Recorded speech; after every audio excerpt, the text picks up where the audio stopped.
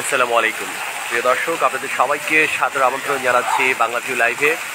আপনাদের সাথে আছি আমি হাসান মাহমুদ শামীম। প্রিয় দর্শক, এই মুহূর্তে সিলেটে প্রচুর পরিমাণে বৃষ্টি হচ্ছে এবং মোটামুটি বলা চলে রাত 9টার দিকে এই বৃষ্টি শুরু হয় এবং এখন কিন্তু প্রায় 11টার মতো বেজে যাচ্ছে এবং এই 11টার মধ্যেও কিন্তু এখনও পর্যন্ত বৃষ্টি থামেনি এবং যে কারণে আসলে এই মুহূর্তে যারা বন্যা আক্রান্ত এলাকাগুলোতে আছেন, পানিবন্দী মানুষজন, তারা কিন্তু বলা চলে একটা আশঙ্কার মধ্যে আছেন, আতঙ্কের মধ্যে আছেন। অনেকেই বাসা বাড়িতে ফিরে গিয়েছিলেন। বৃষ্টি কমে এসেছিল, গত কয়েকদিন ধরে বৃষ্টি হচ্ছিল না, কিন্তু এখন যখন আবার বৃষ্টি শুরু হয়েছে আর এরকম একটা ভারী বৃষ্টি শুরু হয়েছে, তখন কিন্তু মানুষের মধ্যে আবারও আতঙ্ক দেখা দিয়েছে এবং এটা খুবই দুঃখজনক একটা ব্যাপার। আজকে আবহাওয়ার পূর্বাভাসে বৃষ্টি ছিল এবং সেই পূর্বাভাস অনুযায়ী কিন্তু আজকে রাত্রে থেকে বৃষ্টি শুরু হয়েছে। অনেকেই যারা আশ্রয় কেন্দ্রগুলিতে ছিলেন তারা কিন্তু বাসা বাড়িতে ফিরে গিয়েছিলেন এবং অনেকেই তাদের স্বাভাবিক জীবন শুরু করার প্রস্তুতি নিচ্ছিলেন। কিন্তু এখন যখন এইভাবে হঠাৎ করে ভারী বৃষ্টিপাত শুরু হয়ে গেল, তখন কিন্তু তাদের মনে অনেকটাই আশঙ্কা দেখা দিয়েছে। সিলেট শহরে বৃষ্টি হচ্ছে। সিলেট শহরের আশেপাশের এলাকাগুলোর খবর ঠিক একটা আমরা জানি না। আপনারা যারা লাইভে সংযুক্ত আছেন তারা যেন আমাদের সাথে একটু শেয়ার করেন যে আসলে সিলেট শহরের আশপাশের এলাকাগুলোতে বৃষ্টি হচ্ছে কিনা, সেটা কিন্তু আমাদের সাথে একটু শেয়ার করেন। দর্শক, ভয়াবহ যে বন্যা পরিস্থিতি, সেই ভয়াবহ বন্যা পরিস্থিতি এখনও সামাল দেওয়া সম্ভব হয়নি।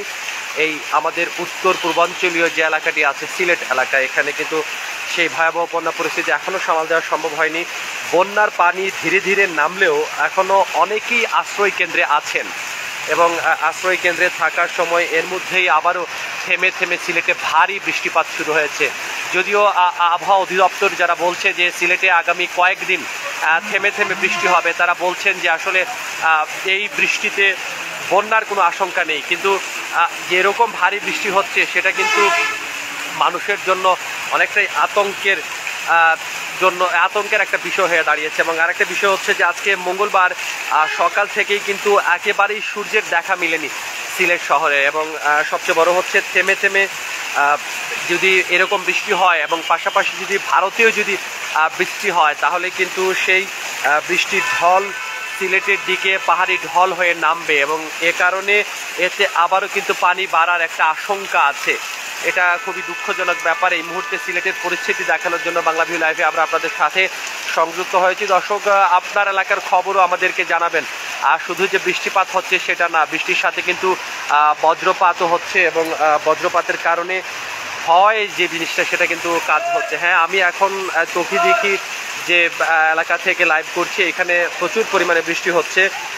বন্যার আশ্রয় কেন্দ্রে অনেকেই আশ্রয় নিয়েছিলেন। তারা বলেছেন যে বন্যার পানি বেড়ে যাওয়ায় পরিবার নিয়ে অনেকে আশ্রয় কেন্দ্রে গিয়েছিলেন। দুদিন আগে অনেকেই বাড়িতে ফিরেছেন।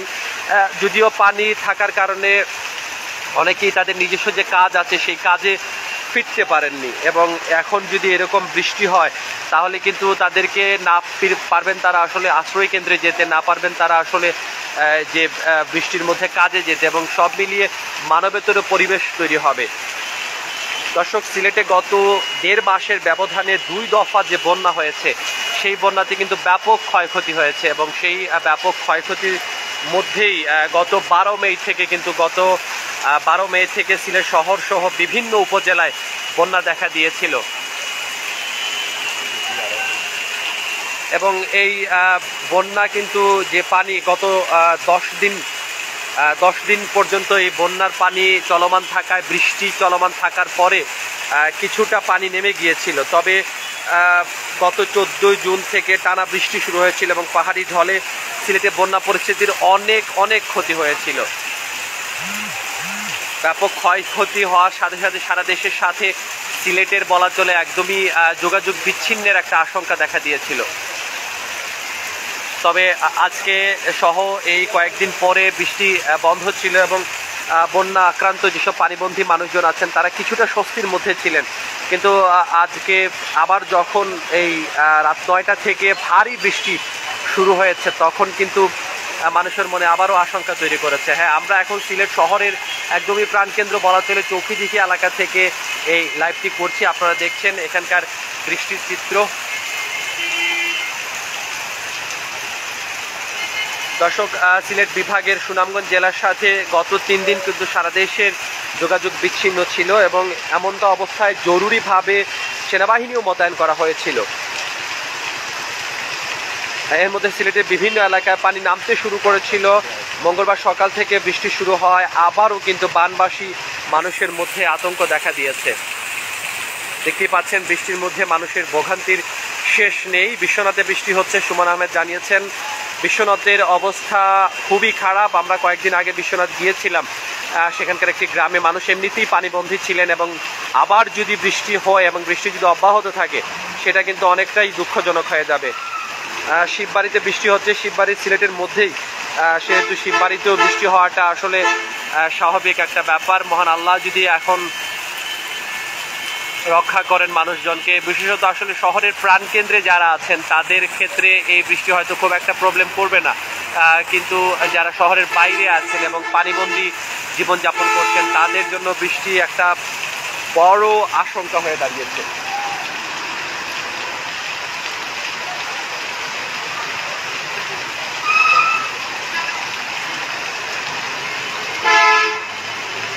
দর্শক, সিলেট পানি উন্নয়ন বোর্ড সূত্রে কিন্তু আমরা জানতে পেরেছিলাম যে সুরমা নদীর কানাইঘাট পয়েন্টে গতকাল সোমবার সন্ধ্যা 6টায় আর তুলনায় মঙ্গলবার গিয়েছে সকাল 9টায় পানি 0.06% কমেছিল।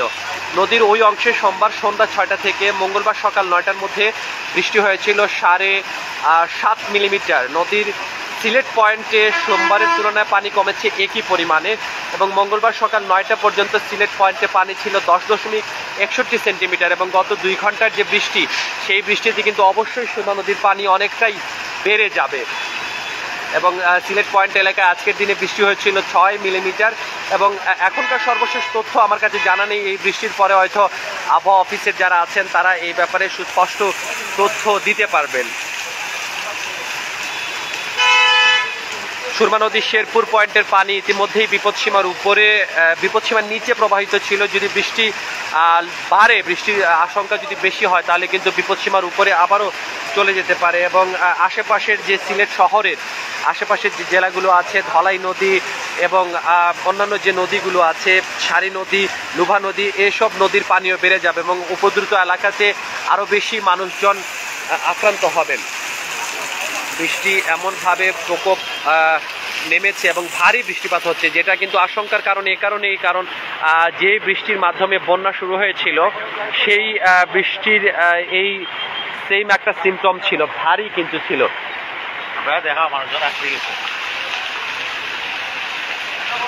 অনেকেই এই বৃষ্টির মধ্যে আটকা পড়েছেন এবং আটকা পড়ে স্বাভাবিক যে কাজকর্ম আছে সেগুলো কিন্তু তারা করতে পারছেন না। আমরা একটু কথা বলার চেষ্টা করব। এখানে আটকা পড়েছেন একজন, হঠাৎ করেই তো বৃষ্টি শুরু হলো এবং আপনি কোন এলাকায় যে বাস করেন সেখানকার বন্যা পরিস্থিতি কি আমাদেরকে একটু বলেন।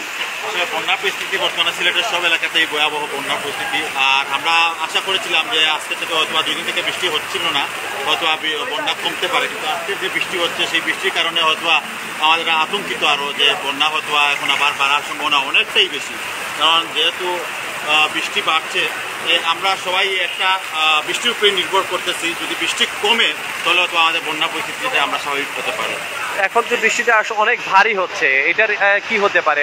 অনেক লম্বা সময় ধরে যদি বৃষ্টি হয়, পানিবন্দী যেসব মানুষজন আছেন, যে পরিস্থিতিটা হচ্ছে, আমরা তো স্বাভাবিক সিলেট শহর স্বাভাবিক পরিস্থিতিটা ফিরে পেয়েছিল।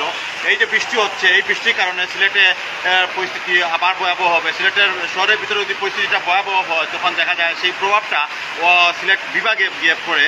তো আমরা চাচ্ছি যে আল্লাহ রহম করুক, যে সিলেটের ভিতরে স্বাভাবিক পরিস্থিতি যেভাবে রয়েছে সেভাবে থাকুক, বন্যা যাতে না আসুক। যদি বন্যা আবার বেড়ে যায় তখন হয়তো পরিস্থিতি আবার সমাজে অনেক কষ্ট হবে।